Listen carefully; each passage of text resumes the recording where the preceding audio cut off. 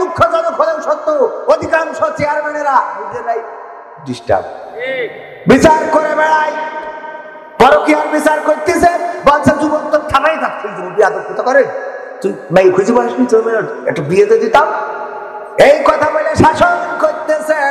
হঠাৎ করে কয়েকদিন পরে দেখা যায় ওই আল্লাহর ওলি আর একজনের খাতের তলে, ঠিক না ঠিক, কলা চুরি করেছে, বলতেছে তোর তো ফাঁসি ছাড়া কিছু হবে না। বলছে হ্যাঁ আমার ভুল হয়ে আছে, আমার ভুল হয়ে আছে, ক্ষমা করি দেন। কোনো ক্ষমা নেই। তুই কলা চুরি করলি কেন? কলার খান্দি চুরি করেছিস, তোর ফাঁসি হবে, না হলে যাবজ্জীবন। কিন্তু ওই আল্লাহর ওলি বিধবা ভাতার কার্ড শালীর নামে দিয়েছে। জিজ্ঞেস করা হলো শালীর নামে কেন? বলছে আমার শালীর তো স্বামী নেই। বলছে স্বামী নেই কেন? কবে মরিছে? কয় এখনো মরিনি। তাহলে কি হয়েছে? কয় এখনো বিয়ে হয়নি। বিয়ে হয়নি, তারপরেও বিধবা ভাতার কার্ড কার নামে? শালীর নামে। দেয় না, দেয় না, আছে না নাই? আমি চাই বাংলাদেশে কাঁদবে না আর কেউ তো দুঃখে, আমি চাই প্রতিটা মানুষ মিলে মিশে থাকবে সুখে। আমি চাই বাংলাদেশে কাঁদবে না আর কেউ তো দুঃখে, আমি চাই প্রতিটা মানুষ মিলে মিশে থাকবে সুখে। আমি চাই ভিক্ষুক হয়ে ঘুরবে না কেউ কারো দ্বারে, আমি চাই কাটবে না রাত কখনো কারো অনাহারে। আমি চাই ভিক্ষুক হয়ে ঘুরবে না কেউ কারো দ্বারে, আমি চাই কাটবে না রাত কখনো কারো অনাহারে। আমি চাই মাজলুমেরা ফেলবে না আর চোখের পানি, আমি চাই কোটের দ্বারে কাঁদবে না বিচারের বাণী। আমি চাই বাংলাদেশে কাঁদবে না আর কেউ তো দুঃখে, আমি চাই প্রতিটা মানুষ মিলে মিশে থাকবে সুখে। আমি চাই ধর্ষিতা বল কাঁদবে না আর অন্ধকারে, আমি চাই ধর্ষকেরা ভালো হবে তওবা করে। ঠিক না বেঠে? শীতে কি জমে যাচ্ছেন? হ্যাঁ, গতকালকে চাঁপাইনবাবগঞ্জে, আপনারা শুনে খুশি হবেন, চাঁপাইনবাবগঞ্জে মাহফিলে গেলাম। হঠাৎ করে আমি রেস্টে আছি, বললো যে একজন আসছেন দেখা করবেন, আমাদের এলাকারই পরিচিত। তো আমি গেলাম সেই রুমে, যাওয়ার পরে বলতেছে উনি, আমি যাওয়ার পরে বলতেছে আমি মুসলমান হতে চাই। আমি বললাম আপনি হিন্দু? হ্যাঁ হিন্দু। মুসলমান হতে চান কেন? কোনো মেয়ের সাথে প্রেম করেছেন নাকি? তার জন্যে। কয় না আমি মুসলমান হতে চাই, এরকম কিছু না। কেউ অর্থের লোক দেখাইছে? না। কেউ কি ভয় দেখাইছে যে মুসলমান না হইলে তোমার কল্লা ফেলে দেওয়া হবে? কয় না, আমি নিজে স্বেচ্ছায় মুসলমান হতে চাই, ইসলাম ধর্ম আমার ভালো লাগে, আমি আপনাদের কথাগুলো শুনেছি, শুনি, আমার ভালো লাগে, আপনাদেরকে দেখি। আমি বললাম আমাকে দেখেছো কখনো? চেনো? বললো মোবাইল দিয়েছি। তো তারপরে সে স্টেজে এসে হাজার হাজার শ্রোতার সামনে কালেমা পড়ে আমার হাতে আলহামদুলিল্লাহ গতকালকে মুসলমান হয়েছে। আলহামদুলিল্লাহ বলবেন। একজন হিন্দু মুসলমান হইল, আর মুসলমান নাই আছে? মুসলমান নাই। একজন হিন্দু আর একজন মুসলমান একই প্রতিষ্ঠানে চাকরি করে। হিন্দু আর ওই মুসলমান চায়ের দোকানে বসে চা মাইতেছে। হঠাৎ করে হিন্দু বলছে, ওই হিন্দু স্যার টিচার বলতেছে, দোস্ত অনেক গবেষণা করে দেখলাম, তুইও যা আমিও তা, জাল যাবো যা তা যাবো তা। বলছে থাবায় দাঁত খুলে দেবো বেয়াদব কোথাকার। ওম শান্তি নমো নমো, তুই হইলো নমো, তোর আগামাগা কাটা নেই। আর তুই বলিস তুইও তা আমিও তা। আমার আব্বা ছোটবেলায় মুসলমান দিতেছে আমার। হ্যাঁ, সেই মুসলমানই তুই ছাগল জবাই করে অনুষ্ঠান করিল, কত মানুষ প্লেট নিয়ে আইলো, ঘড়ি নিয়ে আইলো, এই নিয়ে আইলো, তাই নিয়ে আইলো, এইভাবে মুসলমান হয়েছি। আর তুই আমার বলিস তুইও তা আমিও তা। হিন্দু বলতেছে দোস্ত রাগ করিস রে, আমি গবেষণা করে পাইছি তাই বলেছি। কি গবেষণা?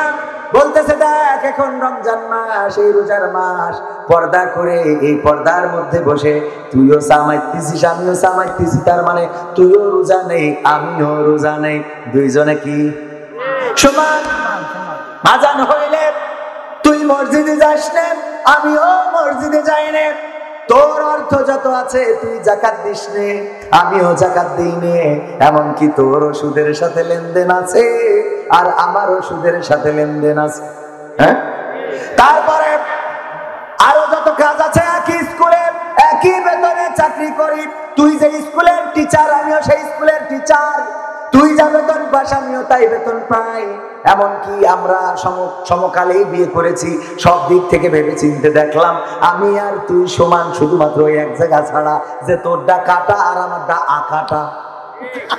এই ছাড়া আর কোনো আমি খুঁজে পালাম ও জাত গেল বলো এ কোন আজব কারখানা, ও জাত গেল বলো। শুধু তাই না ওরে দোস্ত, তুই তোর ইবাদতের ব্যাপারে সচেতন না, কিন্তু আমি হিন্দু হইলেও আমি আমার ইবাদতের ব্যাপারে সচেতন। আমাদের যখন পূজা হয় তখন আমি আমার পূজায় অ্যাটেন্ড করি, আর তুইও যে আমার মতো সমান তার প্রমাণ হলো যে আমাদের তোদের ঈদের সময় আমি যাইনি, আর আমাদের পুজোর সময় তুই বলিস ধর্ম যার যার উৎসব সবার বলিতে আমার কাছে প্রসাদ খাইস। আছে না নাই? আরে বাবা আছে মানে কি, অনেক আছে, এত আশা আছে, মানে এত আছে যেটা সীমার বাইরে। আল্লাহ চারিদিকে বেকায়দা অবস্থা, কোন জায়গায় মলম লাগাবো? মাহফিল শুনতে আসে আমার মা বোনেরা, দেখা যায় এই সেই ইয়াং ফুলাপান গল্প করতেছে। আমি সেদিনও গেলাম আমাদের বসুন দিয়াই, দেখি মেয়ে ছেলে বলতেছে তুমি জাতি বললে আমি যাবো, তুমি যদি কও আমি যাবো। আমি বলছি ওয়াজ না শুনিয়ে কি হচ্ছে কি তোমাদের? আমি সরাসরি চিন্তা করতে পারেন। এর আগে এই পাশে আর এক জায়গায় মাহফিলে যশোরের পাশে দেখি যে বুরকাওয়ালি, আরে বাবা আল্লাহর ওলি, চোখ তো বান্ধ, আল্লাহর ওলি তো সব ওরা নির্ঘাত জান্নাতি। এই নির্ঘাত জান্নাতি গুলো আসে ফোন করে বলে যাবো, বলো বাদাম কিনে দিবা, বাদাম যদি না কিনে দাও তাহলে তোমার সাথে কাটা কাটি রে। এইবার এসে বলে বাদাম তো দেবো, শাশুড়িরও দুবা। এইবার মার বলে মা তুমি বসো, তারপরে বাদাম নিয়ে যেয়ে বলে তোমার হবু জামাই কিনে দিয়েছে রে। সত্য না মিথ্যা? এই যুবকরা সাক্ষী দিতে হবে, সত্য না মিথ্যা? এই ঘটনাগুলো ঘটছে, কোথায় কলম লাগাবো? মাহফিল করতে সেই সমস্যা। অনেকে আছে মাহফিল শুনতে আসে না। আমি প্রায় জায়গায় উদাহরণ দিয়ে বলি, মাহফিল শুনতে এসেতে ওদের পাকাপাকি হয়ে গেছে, বলছে আজকে ওয়াজ সাক্ষী, তাফসীর মাহফিল সাক্ষী, হুজুর সাক্ষী, তুই কথা দে আমার সাইডে কোনোদিন যাবি না। বলছে দিলাম কথা। এই কথা দেওয়ার পরে বলছে আমার ছেলে, বলছে আমার একটা দাবি, সেটা হলো তুমি কালকে থেকে বুরকা পরবা। বলছে কেন? তোমার যে চেহারা অন্যরা আবার চয়েস করে ফেলতে পারে, তুমি যদি বুরকা না পরো তাইলে আমি তোমার না। এবার বাড়ি দিয়ে বলছে আম্মা আমার বুরকা বানাই দিবা। আম্মা তো ওরে খুশি, কবির সমাজের আমার দাওয়াত দিয়ে। কেন? কারণ ওই হুজুর ওয়াজ করার পরে আমার মেয়ে পর্দা হয়েছে। সুবহানাল্লাহ, খুশি, ওরে খুশি। এই হুজুরের আবার দাওয়াত দাও। কত সুন্দর হুজুর ওয়াজ করেছে, ওয়া করেনা ফি বুয়ুতিকুন্না ওয়ালা তাবাররাজনা তাবাররুজাল জাহিলিয়াতিল উলা। কথাকার আল্লাহ রাব্বুল আলামিন বললেন, ও নারীরা পর্দার মধ্যে থাকো, জাহিলি যুগের মেয়েদের মতো সেজে গুজে নিজেদেরকে প্রদর্শন করে বেড়াইও না। আর আমার মা বোনেরা এত সাজা সাজে যে আলকাতরা বেগম হয়ে যায় পরিমণি। বলেন সুবহানাল্লাহ, নাউজুবিল্লাহ। এত সুন্দর করে সাজে, আবার লিপস্টিক মেরে আমি বলি এরকম করে আয়নার সামনে লিপস্টিক কায়দা করে মাখায় নিয়ে আবার আব্বা ডাকতে পারে না, ঠোঁটের সাথে ঠোঁট লেগে যায়। তাই আব্বা মানে আব্বা ড্যাডি ড্যাডি ডাকছিস কে? মানে ঠোঁটের সাথে লেগে গেলে লিপস্টিক সৌন্দর্য নষ্ট হয়ে যাবে। আছে না নাই? এই যে অবস্থাগুলো চলছে, কেউ কোনো কথা বলে না। এই ওয়াজ শুনলো যে কবির বিন সামাদ ওয়াজ করেছে, পর্দার মধ্যে থাকতে হবে, সেজে গুজে প্রদর্শন করে বেড়ানো যাবে না। কিন্তু আমি ওয়াজ করলাম, এই ওয়াজ তো শুনিনি। ওখানে তো টাঙ্কি মেরে বেড়াচ্ছিল ওই বাজারে যে তুমি আমার এইটা কিনে দাও, এইটা কিনে দাও, এটা দাও, এটা দাও। ওখানে টাঙ্কি মেরে ওদের বনাবনি হয়ে গেছে। তারপরে কথা হয়েছে যে পর্দা করে বুরকা পরে থাকবা, তা না হলে অন্য কেউ তোমার হাইজাক করে নিতে পারে। কারণ ওই যে পড়ে না চোখের পলক কি তোমার রূপের ঝলক, দোহাই লাগে রূপটি তোমার একটু বুরকা পরো, নাই অনেকেই জ্ঞান হারাবে মরে যাবে, আমারও কি হবে জানি না। এই যে গান আছে না নাই, এই গানগুলো, তবে গান শোনাবেন কাকে? স্ত্রীকে। স্ত্রীকে এই গান শোনাইলে কোনো গুনাহ আছে নাকি? গুনাহ নাই। স্ত্রীকে আজকে যে বলবেন স্ত্রী পড়ে না চোখের পলক কি তোমার রূপের ঝলক, দোহাই লাগে আজকে তুমি আরেকটু সাজুগুজু করো। নাই আমার ভালো লাগবে না, ও গো প্রিয়া আর একটু সাইজে আসো। বলা যাবে না? যাবে না? যাবে না? যাবে না? আমি তো এগুলো স্ত্রীকে শোনালে খুশি হবে মানে কি, পরের দিন দেখবেন যে যদি বাড়ি কিছু নাও থাকে পাড়াতে মুরগি চুরি করে রান্না করে। আমার স্বামী এত সুন্দর গান শুনাইলো। আপনারা তো স্ত্রীর ভালো কথা বলেন না, স্ত্রীদের সাথে ভালো ব্যবহার করেন। স্ত্রীদের নিয়ে আল্লাহ রাসূল সাল্লাল্লাহু আলাইহি ওয়াসাল্লাম দৌড় প্রতিযোগিতা করেছেন, প্রায়ই বলে আল্লাহ রাসূল সাল্লাল্লাহু আলাইহি ওয়াসাল্লাম স্ত্রীদের বিনোদন দিতেন। আর আমাদের এখন হয়ে গেছে স্ত্রীদের না, ও অফিসের কলিগ একটা আছে ওনার হচ্ছে আজকে আপনাকে গুড মর্নিং, অনেক ভালো লাগছে, শুদ্ধ ভাষা আছে না নাই? আবার ওই স্ত্রীও ও আবার আরেকজনের বউ বলো, ও স্বামীর সাথে ভালো করে কথা কেন কয়, এই শোনো আমি চলে গেলাম অফিসে, তুমি বাকিটা দেখে রেখো। আর অফিসে এসে বলে গুড মর্নিং, কেমন আছেন আপনি? ওরে আমার শুদ্ধ ভাষা আছে না নাই? এইগুলো করে জাহিলিয়াত বাড়ছে না কমছে? এইগুলোর বিরুদ্ধে কথা বলা দরকার। এই জন্য আজকে সমাজের রন্ধ্রে রন্ধ্রে অন্যায় ছেয়ে গেছে, আমার যুবকদেরকে ধ্বংস করে দেওয়া হচ্ছে। বিভিন্ন পার্ক, বিভিন্ন স্ল্যাব, বিভিন্ন এই যে রেস্টুরেন্ট করেছে, এইসব রেস্টুরেন্ট গুলোতে আমার তরুণ যুবকদেরকে ওখানে ঢুকানো হচ্ছে। কথা বলার কেউ নাই, দেখার কেউ নাই, অথচ 18 বছরের আগে বিয়ে করলে তার হ্যান্ডকাপ। কথা কয় না? আচ্ছা এই ঘটনা 18 বছরের আগে যদি বিয়ে করে সরকারের আইনে সেটা হারাম, আমরা ওটাকে রেসপেক্ট করি, আমাদের কোনো আপত্তি নাই। আমরা 18 বছরের আগে বিয়ে চাচ্ছি না, আপনাদের আইন থাকুক কোনো সমস্যা নেই, কিন্তু ওর সাথে এই আইনও করেন যারা 18 বছরের আগে ঝাপা বাওড়ে হাত ধরে করবে, ওদের হাতের পোশাক থেকে কেটে দিতে হবে। কথা কয় না? এই আইন করেন রমনা পার্কে বেড়ানো যাবে না, এই আইনগুলো করেন, কিন্তু না এই আইনগুলো করবে না। এই সমাজ ধ্বংসের জন্য সিনেমা হলগুলো চালু করা হয়েছে। বাংলাদেশে অসংখ্য টেলিভিশন চ্যানেল আছে, কিন্তু দুঃখজনক হলেও সত্য 2-3টা 4টা চ্যানেলে যে ইসলামী দৃশ্যগুলো দেখানো হতো, ইসলামী যে পরিবেশনাগুলো দেখানো হতো, সেইগুলো বন্ধ করা হয়েছে না হয় নাই? বন্ধ করা হয়েছে না হয় নাই? আলেমেরা যারা কথা বলে, কোরআন হাদিসের কথা যারা বলে, উচিত কথা যারা বলে, সেই আলেমেরা এখন আছে নাকি? আছে? আমি চিনি না আছারি, চিনি না আনসারি, চিনি না আমির হামজা, কোরআনের পথে কথা বলে যারা তারা আমার কলিজা। আমি চিনি না সাইদি, চিনি না সাইফি, চিনি না আমির হামজা, কোরআনের পথে কথা বলে যারা তারা আমার কলিজা। বলো কেমন করে ভুলবো তাদের, যদিও বলো ভুলে যা। বলো কেমন করে ভুলি গো তাদের, যদিও বলো ভুলে যা। আমি চিনি না আছারি, চিনি না আনসারি, চিনি না আমির হামজা, কোরআনের পথে কথা বলে যারা তারা আমার কলিজা।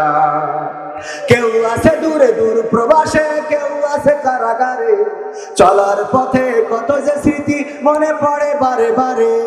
মধুর সুরে বলতো তারা আল কোরআনের কথা, মনে পড়ে হাই বুক ভেঙে যায়, হৃদয়ে চাপা ব্যথা। কেউ আছে দূরে দূর প্রবাসে, কেউ আছে কারাগারে, চলার পথে কত যে স্মৃতি মনে পড়ে বারে বারে।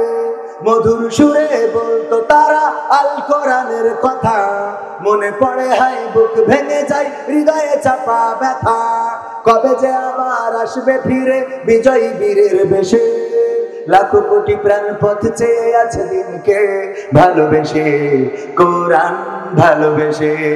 আমি চিনি না আছারি, চিনি না আনসারি, চিনি না আমির হামজা, কোরআনের পথে কথা বলে যারা তারা আমার কলিজা। আমি চিনি না সিদ্দিকি, চিনি না রাফিকি, চিনি না আমির হামজা, কোরআনের পথে কথা বলে যারা তারা আমার কলিজা। কত যে মুমিন যায় নামাজে অশ্রু ঝরায় রাতে, লাখো লাখো প্রাণ দোয়া করে যায় নামাজে মোনাজাতে।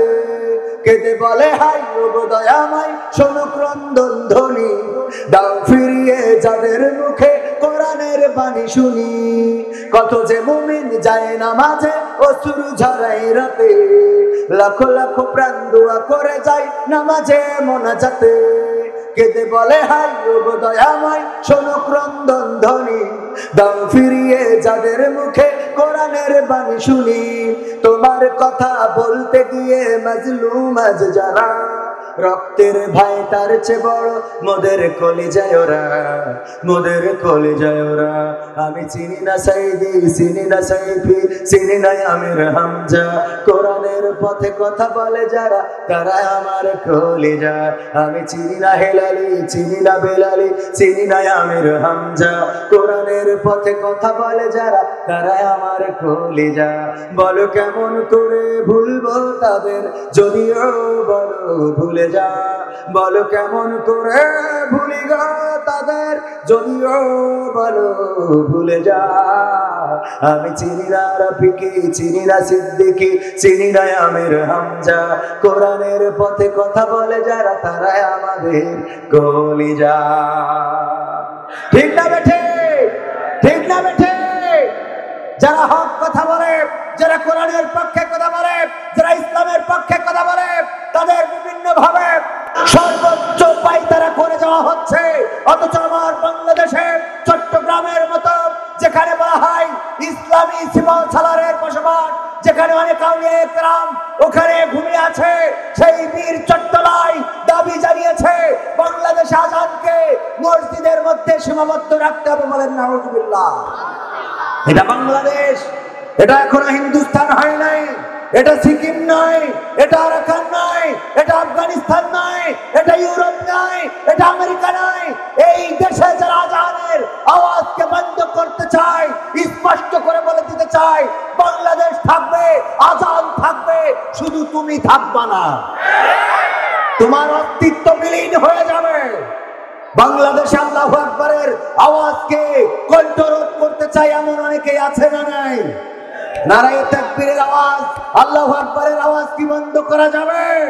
বীর মুসলমান থাকতে, এই বাংলাদেশের সূর্য পতাকা থাকতে, বাংলাদেশের মানচিত্র থাকতে, বাংলাদেশের সীমানা থাকতে, বাংলাদেশ স্বাধীন থাকতে, অন্তত এই তাওহীদি জনতার দেশে যেখানে তৃতীয় বৃহত্তম মুসলিম কান্ট্রি, সেখানে আর যাই হোক নারায়ে তাকবীরের আওয়াজকে বন্ধ করা যাবে না। আল্লাহ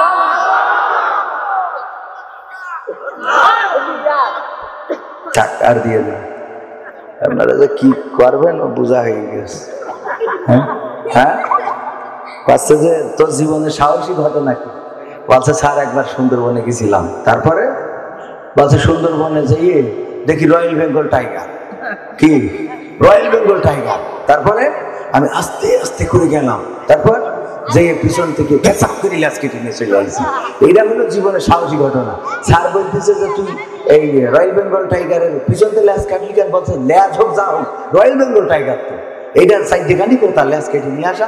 তা বলছে মাথা বাদ তুই ল্যাস কাটলি কেন? বলছে মাথা কিটা আগের থেকে কেটে নিয়ে গেছে। মাথাকে আগেতে।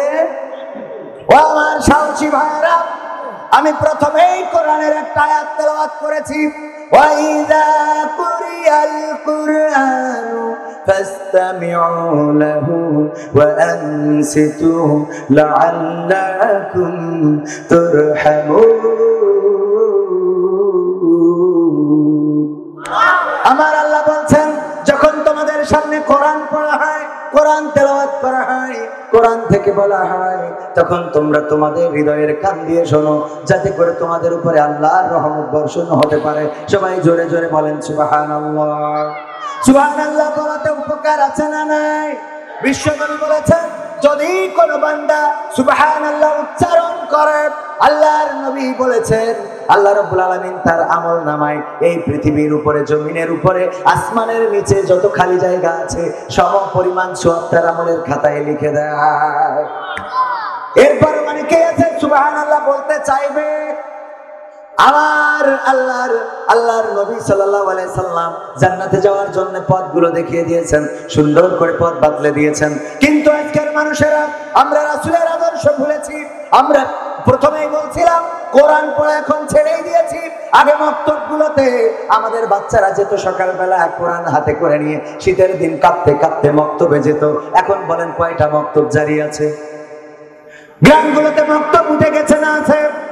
গ্রামগুলোতে মক্তব তেমন নাই, যা দুই একটা আছে গরিবের ছেলেগুলো পড়ে, দুই একটা হাফেজিয়া মাদ্রাসা, দুই একটা কওমিয়া মাদ্রাসা, আলিয়া মাদ্রাসা, এই জায়গাগুলোয় যারা অবহেলিত, যারা নির্যাতিত, পিতা হারা, মাতা হারা, পেয়ারা, কানা, খুড়া, আতুর, বদনসিব, এইগুলো দেয় না।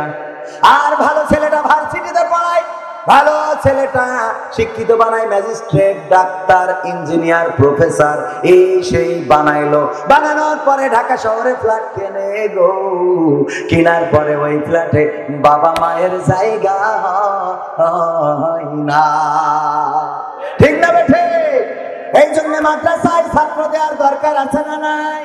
আজকে আমরা ছেড়েছি কোরআন, বলেছি কোরআন, ধরেছি মোবাইল, ইউটিউব, ফেসবুক, আমরা অপসংস্কৃতি, আমাদের যুবকেরা ফ্রি ফায়ার, পাবজি,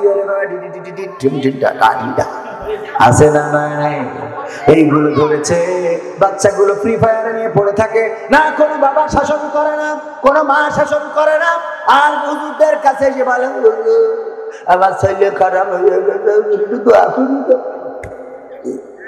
ওইটা যখন মাটি ছিল, কি ছিল? মাটি ছিল। তখন আপনি যা ইচ্ছা তাই বানাইতে সবাই জানেন। উদাহরণ, যখন কুমার মাটি বানায়, কাদাটা নরম থাকে না, শক্ত। এটা যদি কলস বানাইতে চাই হবে না। এটা যদি ভার বানাইতে চাই হবে না। এটা যদি পিঠার যে খোলাগুলো বানাইতে চাই তাও হবে। এটা দিয়ে যদি আর অন্য কিছু বানাইতে চাই, যা ইচ্ছা যা বানাইতে চাইবে, উল্লুক ভাল্লুক, ঘোড়া, বান্দর, ভেড়া, যা মনে চায় কুমাররা বানাইতে পারে না।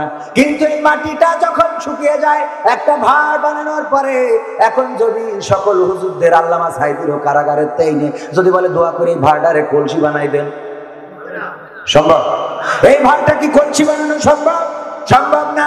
আপনি চিন্তা করছেন আপনার সন্তান বড় হলে ঠিক হয়ে যাবে, আল্লাহর কসম করে বলি, যেই সন্তান ছোটবেলায় ঠিক করতে পারলেন না, ওই সন্তান ভাগ হয়ে গেল, ওটার কলস হবে? ওটার কলস হবে না, ওটা কলস হওয়া সম্ভব নয়। এই জন্য সন্তানদেরকে মাদ্রাসায় পড়ানোর দরকার আছে না নাই? মাদ্রাসায় পড়াবেন কেন?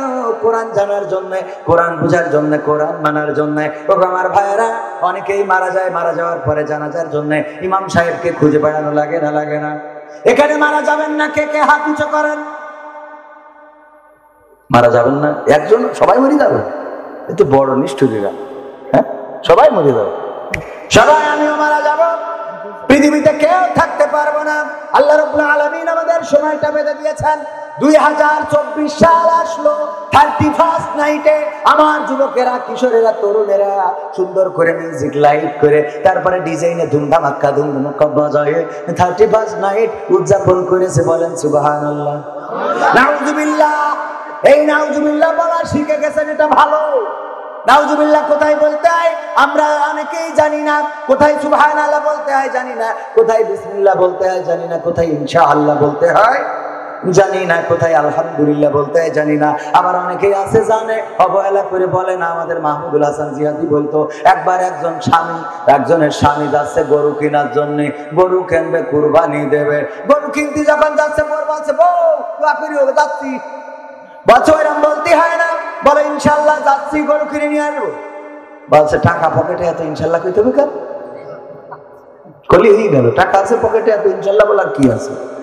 এই কথা বলে উনি যখন গোহাটায় চলে গেছে, গরুর বাজারে দেখতে গরু একটা পছন্দ হয়ে গেছে।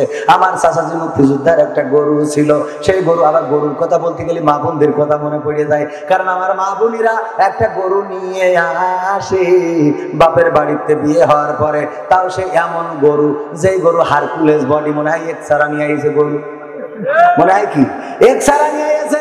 দুটো শালা, একটা টেনেছে আর একটা ঠেলেছে, এর মধ্যে 3 বার ব্রেক ফেল করেছে। সেই গরু বাপের বাড়িতে নিয়ে আসে, আর ওই গরু আর আমৃত্যুকাল কোনোদিন মরে না। মরে মুক্তিযোদ্ধা, সে কোনোদিন মরে না। আমার মুক্তিযোদ্ধা বিল্ডিং করলো, বাড়ি করলো, গাড়ি কিনলো। যেদিন মোটরসাইকেল কিনেছে, স্ত্রী বলছে আব্বা গাড়িতে গরুটা আনিলো, কিনলে তুমি গাড়িটা কিনতে পারবে। এইবার মোটরসাইকেল বাদ দিয়ে যেদিন 4 চাকার গাড়ি কিনেছে, বলছে স্ত্রী তুমি আগে চড়ো, তোমার নিয়ে এটা রাউন্ড মেরে আসি। বলছে আমার আব্বা গরুটা দিল বুঝলে। তারপরে এবার বাগার পাড়ায় 5 তলা বাড়ি করেছে। ওই বাড়ি উদ্বোধনের দিন বলছে, ম্যাডাম চলো, আমি মুক্তিযোদ্ধা মানুষ, দেশের জন্য কত অবদান রাখিছি, আর তোমার জন্য বুড়ো কালে 5 তলা একটা বাড়ি করলাম বাগার পাড়ায়, এই ফ্ল্যাটে তুমি থাকবা, আর ওই ভাড়াগুলো নিচেতে তুলবা, 5 তলায় মজা করে পান খাবা, এরকম করে শেষপা সুপুরি আর খাবা, আমি থাকি আর না থাকি, চলো আজকে ফিতেটা কেটে উদ্বোধন করে দেবা। বলছে আব্বা গাইগুলটা দিবে বিয়ে। ওইটাও কার বদলতে? ও গরু জীবনে মরি। গরু কিনতে গেছে, কুরবানির গরু, বাজারে দেখতে দেখতে গরু পছন্দ হয়ে গেছে। হাজী সাহেবের একটা গরু ছিল, পছন্দ হয়ে যাওয়ার পরে দরদাম ঠিক করা হয়ে গেছে, টাকা দেবে, পকেটে হাত দিয়ে দেখে কই টাকা, কই টাকা, কই টাকা তো নেই, পকেট মায়ের ঝেড়ে দিয়েছে। মুক্তিযোদ্ধা বলছে যে সে টাকা কই দেন, টাকা দেন, আপনি তো দাঁত দিয়েছেন, মুখটা একেবারে মনে আছে কুত্তায় মুতে দিয়েছে। স্ত্রী বলছে কি খবর, গরু কই? বলছে ইনশাল্লাহ গরু পছন্দ হয়ে গেছিল। বলছে তারপর? বলছে ইনশাল্লাহ গরু দাঁতদামা ঠিক হয়ে গেছিল। বলছে তারপরে? বলছে ইনশাল্লাহ গরু টাকাও দেওয়ার জন্য আমি রেডি হয়ে গেছিলাম। তারপর? বলছে ইনশাল্লাহ পকেটে হাতও দিছিলাম। তারপর? বলছে ইনশাল্লাহ দেখি পকেট মেরে নিয়ে আসছে। বলছে এখন এত ইনশাল্লাহ বলছে আপনার জন্য। বলছে আমি ইনশাল্লাহ কবে তোর বাপের, তোর সমস্যা একের জন্য আমি ইনশাল্লাহ বলবো, তোর সমস্যা আছে বোঝেননি? ইনশাল্লাহ বলে যখন বিপদে পড়ে, রোগ হয়েছে, সারা জীবন হুজুর দেখতে পারে না, মাদ্রাসা চলতে দিতে চায় না, মাদ্রাসায় ছেলে দিতে চায় না, মসজিদে আজান দিতে চায় না, বলে আজানটা মসজিদের মধ্যে সীমাবদ্ধ রাখতে হবে, এই আজান যেন বাইরে না যায়।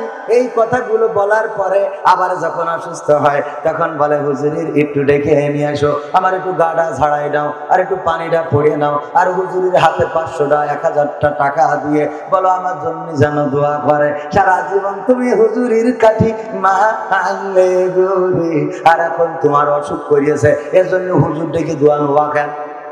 কথা কয় না? নাই না, নাই না। বিপদে পড়লে হুজুরের দরকার আছে না নাই? আর বিপদ মুক্ত হয়ে গেলে ওরা মনে করে ওরাই সব জানে, ওরাই সব করে, ওরাই সব কিছু। কিন্তু যতই জানো, যতই যা করো, ওই উল্টো পাল্টা কাজ হয়ে যাবে। যেমনি ভাবে ওই যে মোনাজাত করতে দিলি এক জায়গায় তার এক জায়গায় ফিরিয়ে দেয়, জান্নাতের জায়গায় জাহান্নামে মেরিয়ে দেয়। কথা কয় না? আছে না নাই? আর কোরআন তেলাওয়াত করতে দিলে শয়তান তো পদত্যাগ করে, কয় আমি আর বাংলাদেশে থাকবো। তবে এত খারাপ তেলাওয়াত আমি তো জীবনে শুনিনি। শয়তানই দুঃখ পায় যে এত খারাপ তেলাওয়াত, এ করছে কি? শয়তানের দুঃখ হয়তো না হয় আমি যেই করি। আছে না নাই? নিজেরা করতে গেলে উল্টো পাল্টা হয় না, হয় না। এই জন্য মাঝে মাঝে বলে ফেলে ঈদুল আজহার জানাজা হবে রে, ঈদুল আজহার জানাজার নামাজ আগামীকাল 9টায়। আমি চিন্তা করলাম মরিয়েছে কি হবে বেঁচে থেকে, অযথা বিদ্যা শিখে যদি না গড়তে পারি শোষণবিহীন সমাজটাকে। কি হবে বেঁচে থেকে, কি হবে ছাত্র সেজে চুমু খেয়ে সনদ খানা, যদি হয় বিদ্যালয়টা পরিমণিদের আড্ডা খানা। কি হবে ছাত্র সেজে চুমু খেয়ে সনদ খানা, যদি হয় বিদ্যালয়টা বুবলিদের আড্ডা খানা। এর চেয়ে মরাই ভালো, দেশ ছেড়ে যাওয়াই ভালো, এর চেয়ে মরাই ভালো, দেশ ছেড়ে যাওয়াই ভালো। কি হবে ধোঁকা দিয়ে বিবেকটাকে, কি হবে বেঁচে থেকে, অযথা বিদ্যা শিখে যদি না গড়তে পারি শোষণবিহীন সমাজটাকে। কি হবে বেঁচে থেকে, কি হবে যুবক নামের বোঝা হয়ে এই ধরাতে, যেখানে মা বোনেরা ধর্ষিতা হয় দিনে রাতে। কি হবে যুবক নামের বোঝা হয়ে এই ধরাতে, যেখানে মা বোনেরা ধর্ষিতা হয় দিনে রাতে। যৌবনের সার্থকতা ঘুচিবে সকল ব্যথা, যৌবনের সার্থকতা ঘুচিবে সকল ব্যথা। পারো যদি বলি দিতে মানুষরূপী পশুটাকে, পারো যদি বলি দিতে মানুষরূপী পশুটাকে। কি হবে বেঁচে থেকে, অযথা বিদ্যা শিখে যদি না গড়তে পারি শোষণবিহীন সমাজটাকে। কি হবে বেঁচে থেকে, কি হবে লেখালেখি কলমবাজির ওই মহড়া, সমাজের আসল চিত্র যদি না যাই তুলে ধরা। কি হবে টিভি চ্যানেল সাংবাদিকের এই ক্যামেরা, সমাজের আসল চিত্র যদি না যাই ভিডিও করা। যদি ওই ঘুষের বলে কলমটা উল্টো চলে, যদি ওই হ্যালো কলে ক্যামেরা উল্টো বলে, তবে কি যাবে রোখা দুর্নীতিকে? যাবে? তবে কি যাবে রোখা দুর্নীতিকে? কি হবে বেঁচে থেকে অযথা বিদ্যা শিখে যদি না গড়তে পারি শোষণবিহীন সমাজটাকে? কি হবে বেঁচে থেকে? কি হবে নামাজ রোজা ইমানদারির বড়াই করে কোরআনের খাদেম যদি আজও থাকে কারাগারে? কি হবে নামাজ রোজা ইমানদারির বড়াই করে কোরআনের পাখি যদি আজও থাকে কারাগারে? মসজিদের কোণে বসে জিকির যত করো কইসে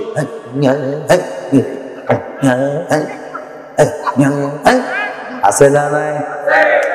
কত রকম জিকির উঠেছে, খুদাই জিকির, বুড়োই জিকির, আছে না নাই? আবার নতুন ফিতনা চালু হয়েছে, খুব করে চলতেছে, বলতেছে আমার মরণ কালে ঢোলবাসি বাজায়ও সাদের ভাইও, আমার মরণ কালে ঢোলবাসি বাজায়ও। নাউজুবিল্লাহ বলবেন না? মরণ কালে কি ঢোলবাসি বাজানো যাবে? মরণ কালে ঢোলবাসি বাজানো যাবে না। আগে গানটা শেষ করে আসি নাকি, তারপরে ওয়াজ করি। হ্যাঁ আমার ভাইরা, কি বলছিলাম? কি হবে নামাজি রোজা ইমানদারির বড়াই করে কোরআনের খাদেম যদি আজও থাকে কারাগারে? মসজিদের কোণে বসে জিকির যত করো খুশি, মসজিদের কোণে বসে তসবিহ যত টানো ঠেসে, এভাবে যায় না পাওয়া আল্লাহকে। যায় এভাবে যায় না পাওয়া আল্লাহকে। কি হবে বেঁচে থেকে অযথা বিদ্যা শিখে যদি না গড়তে পারি শোষণবিহীন সমাজটাকে? কি হবে বেঁচে থেকে? কি হবে আলেম হয়ে ইমাম সেজে মসজিদেতে পারো যদি সত্য কথা উচ্চ স্বরে না বলিতে?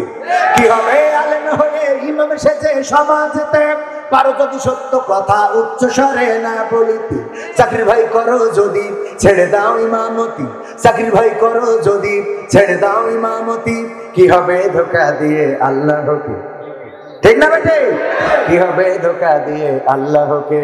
কি হবে বেঁচে থেকে অযথা বিদ্যা শিখে যদি না গড়তে পারি শোষণবিহীন সমাজটাকে? কি হবে বেঁচে থেকে? কি হবে নেতা হয়ে জনবলে ঘাট ফুলিয়ে দড়া টানা গরম দেখে যদি থাকো ঘরে শুয়ে? কি হবে নেতা হয়ে জনবলে ঘাট ফুলিয়ে দড়া টানা গরম দেখে যদি থাকো ঘরে শুয়ে? এর চেয়ে সেজে গুজে ভিলেনের সঠিক পদে, এর চেয়ে সেজে গুজে ভিলেনের সঠিক পদে দিয়ে দাও অভিনয়ে জীবনটাকে, দিয়ে দাও অভিনয়ে জীবনটাকে। কি হবে বেঁচে থেকে অযথা বিদ্যা শিখে যদি না গড়তে পারি শোষণবিহীন সমাজটাকে? কি হবে বেঁচে থেকে? কি হবে আকাশ ছোঁয়া বিলাসবহুল বাড়ি গাড়ি না খেয়ে কত মানুষ পরপারে দিচ্ছে পারি? কি হবে আকাশ ছোঁয়া বিলাসবহুল বাড়ি গাড়ি না খেয়ে কত মানুষ পরপারে দিচ্ছে পারি? আজরাইল আসবে যবে মাটিতেই পড়ে রবে, আজরাইল আসবে যবে মাটিতেই পড়ে রবে। কোনো কাজে লাগবে না ওই প্রাসাদটাকে, লাগবে? কোন কাজে লাগবে না ওই প্রাসাদটাকে। কি হবে বেঁচে থেকে অযথা বিদ্যা শিখে যদি না গড়তে পারি শোষণবিহীন সমাজটাকে? কি হবে বেঁচে থেকে? আর এক কলি আমি যোগ করেছি, এতক্ষণ গাইলাম আইনুদ্দিন আল আজাদ ভাই রহমাতুল্লাহের গান। আর এক কলি আমি যেটা সংযুক্ত করেছি সেটা হলো, কি হবে বিশ্ব নবীর উম্মত বলে দাবি করে আর্জেন্টিনা গেঞ্জি পরো দাড়ি টুপি বাতিল করে? কি হবে বিশ্ব নবীর উম্মত বলে দাবি করে ব্রাজিলের গেঞ্জি পরো দাড়ি টুপি বাতিল করে? স্বাধীন বাংলার আকাশে ভিনদেশি পতাকা ভাসে, স্বাধীন বাংলার আকাশে ভিনদেশি পতাকা ভাসে, বাঙালিরা তো আবেগ করতে আসে। আবেগ আছে না নাই? কেমন আবেগ? আমি বলে থাকি পতাকা বানিয়েছে 4 মাইল লম্বা। কয় মাইল? সবাই বলেন কয় মাইল? 4 মাইল লম্বা পতাকা বানালো, বানায় টেলিভিশনে নিউজ হয়ে গেল। কিন্তু দুঃখজনক হইলেও সত্য যে উনার বাবার লুঙ্গি ছিঁড়ানো বেরোয় যায়, বাবার লুঙ্গি কিনে দেয় না। পতাকা বানাইছে কয় মাইল লম্বা? 100 হাত লম্বা পতাকা বানাইছে না বানাই নাই? 100 হাত 306 গ্রাম লম্বা ইতিহাসের সবচেয়ে বড় পতাকা আমার বাংলাদেশের মানুষ বানাইলো। এই আর্জেন্টিনার মেসি কি বাংলাদেশে এসেছে নাকি? নেইমার কি এসেছে নাকি? অথচ আমার রাসূলকে ভালোবেসে দাড়ি রাখার মতো যুবক পাওয়া যায়। দাড়ি রাখে না, মাথায় টুপি দেয় না, লজ্জা করে আছে না নাই? মসজিদে যায় না, নামাজ পড়ে না, রোজা রাখে না। ওগো যুবকেরা, তুমি আর্জেন্টিনার পতাকা টানাইলে, তুমি ব্রাজিলের পতাকা টানাইলে, তুমি আর্জেন্টিনা ব্রাজিলের গেঞ্জি গুলো গায়ে দিলে, তাদের সুন্নাহ আদায় করলে, মারা যাওয়ার পরে আল্লাহর কসম করে বলি তাদের তো কোনো উপায় থাকবেই না, আর তুমিও তো উপায় হারা হয়ে যাবা। তবে তোমার উপায় একটা ছিল, তুমি যদি আমার রাসূলের পাঞ্জাবিটা গায়ে দিতে, আমার রাসূলের টুপিটা যদি মাথায় পড়তে, আমার রাসূলের দাড়িটা যদি তোমার মুখে মুখমণ্ডলে দাড়ি মুবারকটা রেখে দিতে, যদি তুমি নামাজি হয়ে যেতে, আমার রাসূল যে পথে চলতে বলেছেন সেই পথে যদি তুমি চলতে, আল্লাহর কসম করে বলি পরকালের ময়দানে আমার রাসূল তোমাকে খুঁজে বাছাই করে নিয়ে জান্নাতে চলে যেতে। বলেন সুবহানাল্লাহ। আল্লাহ রাসূল সাল্লাল্লাহু আলাইহি সাল্লাম যে উম্মতের জন্য এত কান্না করলেন, এত কষ্ট করলেন, বুকের রক্ত ঝরালেন, মাথার হেলমেট ভেঙে মাথায় ঢুকে গেল, আমার রাসূল সাল্লাল্লাহু আলাইহি সাল্লামকে তায়েফবাসী ডেকে নিয়ে গেল। তায়েফে যখন গেল দাওয়াত দেওয়ার জন্য, এমন একটা বছরে, যেই বছর বিবি খাদিজা ইন্তেকাল করেছে, সবচেয়ে কাছের যে মানুষটা ছিল তিনি ছিলেন বিবি খাদিজা, এবং আরেকজন অভিভাবক ছিলেন আবু তালিব। ইসলাম কবুল করেন নাই, কিন্তু ইসলামের জন্য নিবেদিত প্রাণ ছিলেন। আমার রাসূলের গায়ে কোনো ফুলের টোকা লাগতে দেয় নাই, যতদিন বেঁচে ছিল আমার রাসূলকে কেউ ধমক দিতে পারে নাই, অত্যাচার করতে পারে নাই, নির্যাতন করতে পারে নাই। এই আবু তালিব যে বছর মারা গেল, বিবি খাদিজা রাদিয়াল্লাহু তাআলা আনহা যে বছর মারা গেল, সেই বছরেই তায়েফবাসী বলল, ওগো তায়েফ, ওগো বিশ্বনবী মুহাম্মদ সাল্লাল্লাহু আলাইহি সাল্লাম, আপনি আসেন, আমরা তায়েফের মানুষ, আপনার কাছে কালেমা পড়ে মুসলমান হয়ে যাব। যখন তায়েফে গেল দাওয়াত নিয়ে, তায়েফবাসী দাওয়াত তো কবুল করলোই না, বরং বলল, বড্ড পাগল হয়ে গেছে তুমি, আমরা তোমার দলে যোগ দেবো, তুমি ভাবলে কি করে? আমাদের সরকার কত কায়দা করে চালায়, আমাদের এই দায় ওই দায়, এই করে তাই করে, আর আমরা দীর্ঘদিন ধরে ক্ষমতায়, তোমার দলে কেন যোগ দেব? এই বলে, শুধুমাত্র এই বলে বিতাড়িত করলো না, তারা পাহাড়ের দুই পাশে দাঁড়িয়ে গেল। তায়েফের রাস্তায় চলেছি, কত উঁচু উঁচু পাহাড়, যারা হজে গিয়েছেন তারা জানেন, উঁচু পাহাড় উঠতে গেলেও মাথায় ঘুরানি ধরে যায়। এই পাহাড়, এই উঁচু পাহাড়ের দেশে দুই দিকে পাহাড় দাঁড়ানো, আমার রাসূল গেলেন দাওয়াত নিয়ে, রাসূলকে ফ্রিতে পাঠিয়ে দিলেন না, তারা আরো কি করলেন? আপ্যায়ন করলেন পাথর দিয়ে। বলেন নাউযুবিল্লাহ। পাথর নিক্ষেপ করা শুরু করলো। আল্লাহ রাসূল সাল্লাল্লাহু আলাইহি সাল্লাম পাথরের আঘাতে পড়ে গেলেন। কাফেরেরা এসে আবার রাসূলকে উঠিয়ে সোজা করে হাঁটিয়ে সামনের দিকে ধাক্কা দিয়ে দিলেন। আবার যখন সামনের দিকে গেলেন, আবার পাথর ছুটতে লাগলো, আবার পড়ে গেলেন। তারপর আবার এসে আমার রাসূলকে উঠালেন, তারপরে আবার সামনের দিকে ধাক্কা দিয়ে দিলেন। আমার রাসূল তৃতীয়বার পড়ে গেলেন, হুঁশ হারিয়ে ফেললেন। আল্লাহ রাসূলের যখন হুঁশ ফিরে পেলেন, আল্লাহ রাসূল সাল্লাল্লাহু আলাইহি সাল্লাম জমিনে পড়ে থাকা রক্তগুলো গায়ে মাখা শুরু করে দিলেন। পালক পুত্র যায়েদ সাথে ছিল, যায়েদ রাদিয়াল্লাহু তাআলা আনহু বললেন, ওগো নবী, আপনি জমিনে পড়ে যাওয়া যে রক্ত, এই রক্ত আপনার গায়ে মাখতেছেন, এই রক্ত তো আপনার শরীরে প্রবেশ করবে না, এই রক্ত কেন আপনি গায়ে মাখতেছেন? আল্লাহর নবী বললেন, ওগো আমার পালক পুত্র যায়েদ, শুনে নাও, আখিরি জামানার পয়গম্বর আমি মুহাম্মদ, আমার গায়ে ওরা পাথর ছুঁড়েছে, আমার রক্ত ঝরেছে, এই রক্ত জমিনে পড়েছে। আল্লাহ রাব্বুল আলামিন যদি এই জমিনের এই রক্ত দেখে এই তায়েফবাসীর পরে নাখোশ হয়ে যায়, এবং তায়েফবাসীর পরে যদি কোনো গজব নাজিল করে, তাইলে আমি কাদের কাছে যে দাওয়াত দেব? বলবো, বড়লা ইলাহা ইল্লাল্লাহু মুহাম্মাদুর রাসূলুল্লাহ। এই কথা আমি কারে শোনাবো? যায়েদ, ওগো যায়েদ, এই কথা আমি কাউকে শোনাতে পারবো না, এই জন্য আমার রক্ত আমি গায়ে মাখি। আল্লাহর ফেরেশতারা আসলেন, আল্লাহর নবীর কাছে অনুমতি চাইলেন, ওগো বিশ্ব নবী যদি অনুমতি দেন, এই যে দুই পাশে পাহাড় দাঁড়ানো, এই পাহাড়গুলো দিয়ে তায়েফবাসীকে পুরো নির্মূল করে দিয়ে যাব। আল্লাহর নবী ফেরেশতাদের জবাব দিলেন, ওগো ফেরেশতারা, তোমরা ফিরে যাও, তোমরা যদি তায়েফবাসীদেরকে ধ্বংস করে দাও, আমি কাদের কাছে আমি দাওয়াত নিয়ে যাব? আমি কেন নবী হয়ে এসেছি? আমার বিশ্ব নবী 27টি যুদ্ধের নেতৃত্ব দিয়েছেন নিজ হাতে তরবারি ধরে। বিশ্বনবী 27টি যুদ্ধের নেতৃত্ব দিলেন, বদরের প্রান্তরে লড়াই করলেন, উহুদের ময়দানে আহত হয়ে গেলেন। উহুদের ময়দানের অনেক ঘটনা আপনারা জানেন, মা বোনদের জন্য এই ঘটনাটা বলবো। উহুদের ময়দানে বিশ্বনবী ও মা বোনেরা একটু কান খুলে শুনে নেন, কারণ মা বোনেরা বেপরদা করে চলে, মা বোনেরা সেজে গুজে চলে, মা বোনেরা অন্যদেরকে দেখিয়ে বেড়ায় স্বামী বিদেশে আর উনি মতে আর একজনের সাথে কথা বলে আছে না নাই? আমার বিশ্বনবী উহুদের ময়দানে আহত হলেন, রক্ত ঝরলো, মাথার হেলমেট ভেঙে ভেঙে মাথায় ঢুকে গেল, দান্দান মুবারক শহীদ হয়ে গেল। বিশ্বনবী হুঁশ হারালেন, চারিদিকে খবর ছড়িয়ে গেল বিশ্বনবী ইন্তেকাল করেছেন, শহীদ হয়েছেন। মা ফাতেমা এই ঘটনা শুনে তাড়াতাড়ি করে দৌড় দিলেন, উহুদের ময়দানে চলে আসলেন। যারা গিয়েছেন তারা জানেন মসজিদ নববীর খুবই কাছাকাছি উহুদের ময়দান। উহুদ পাহাড়, অনেক বড় পাহাড়, সেখানে ছুটে এসেছেন বিশ্বনবীর কন্যা মা ফাতেমা রাদিয়াল্লাহু তাআলা আনহা। উনি যখন এসেছেন, এসে দেখেন বিশ্বনবীর হুঁশ ফিরে পেয়েছে। আল্লাহর নবী বললেন, ওগো ফাতেমা, তুমি কেন এসেছো গো মা? আল্লাহর নবীর কন্যা বললেন, ওগো নবী, চারিদিকে খবর ছড়িয়ে গিয়েছে আপনি শহীদ হয়েছেন।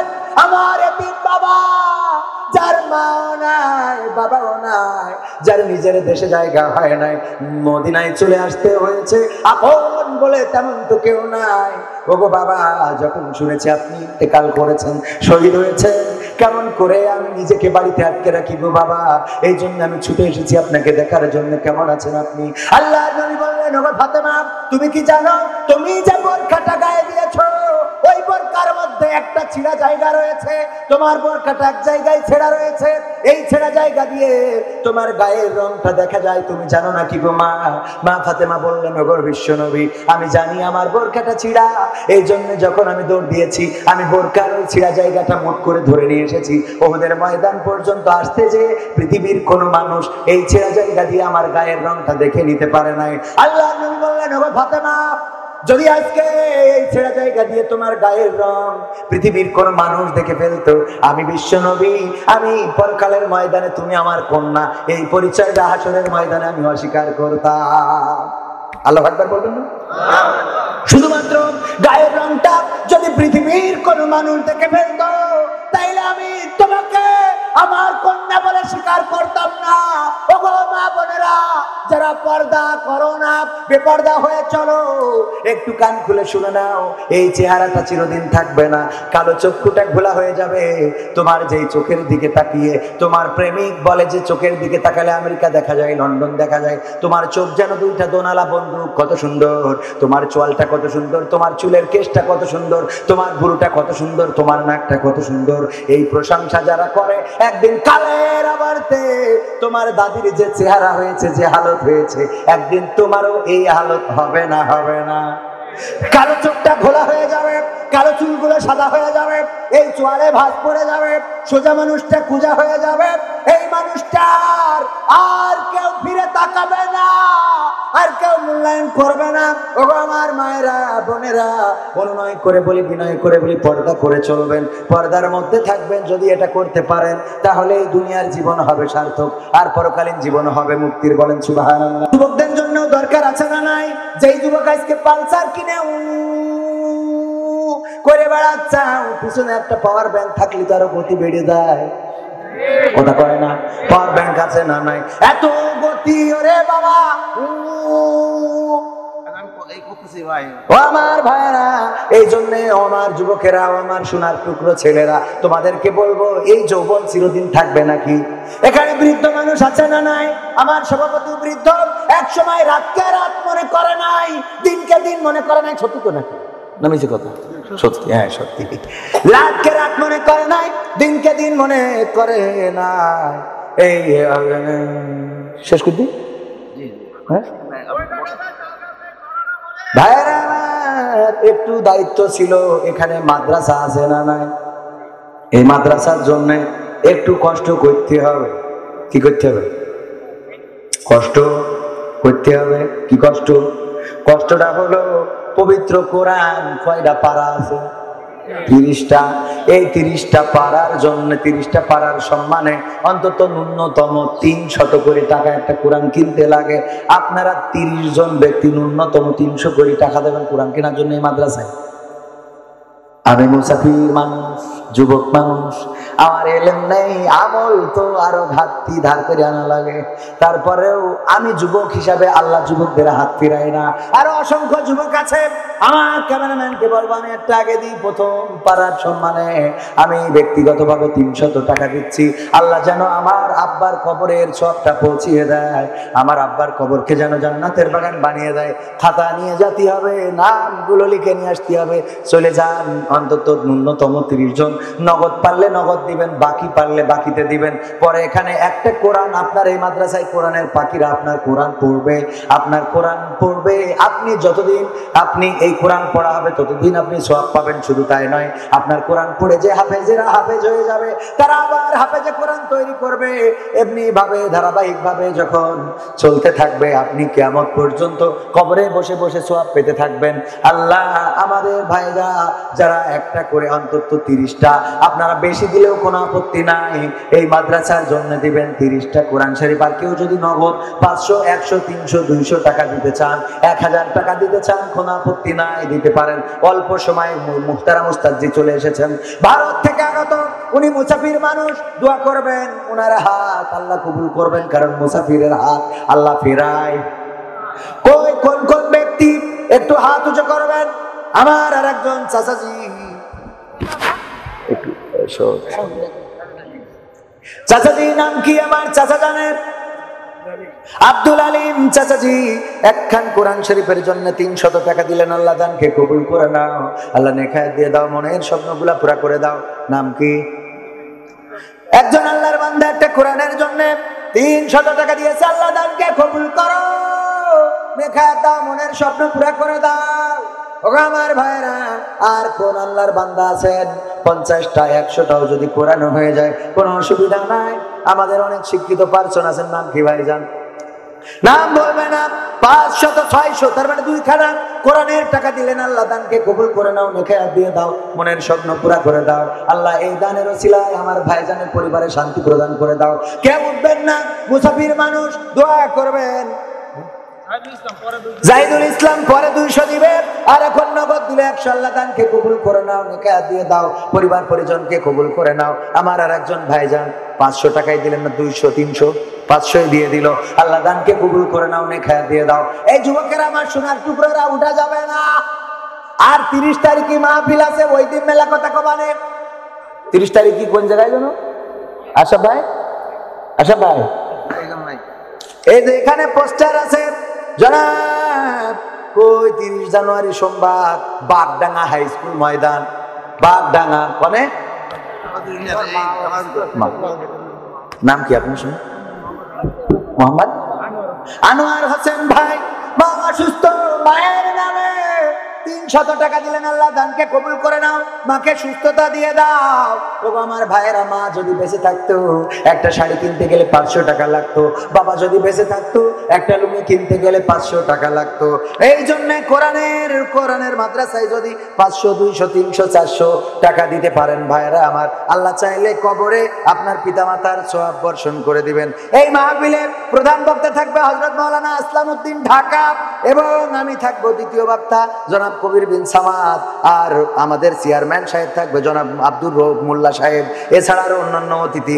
বাগডাঙ্গা 30 জানুয়ারি, সবাই সেখানে দলে দলে যোগ দিবেন ইনশাআল্লাহ। আল্লাহ কবুল করুক। আমি এসে লাইন করতে করতে টাইম শেষ হয়ে যায়, এইগুলো ঝামেলা, ছোট মানুষ তো লাইন করে উঠতে পারিনি। আর একজন আল্লাহর বান্দা, নাম কি ভাইজান? আনারুল ভাই, কত সুন্দর মানুষ, 500 টাকা দিল। আল্লাহ দানকে কবুল করো, নেখায়াত দাও। আর একজন একদম ক্যাডকারি আইসক্রিম মনে আছে, ব্যাংক বানাই দিয়েছে, মাননীয় প্রধানমন্ত্রীকে থ্যাংক ইউ, এত সুন্দর নতুন টাকা বানানোর জন্য। আল্লাহ 200 টাকা দিল, দানকে কবুল করে নাও। আর 100 পরে দেবে হয়তো। আল্লাহ দানকে কবুল করে নাও, নেখায়াত দিবে।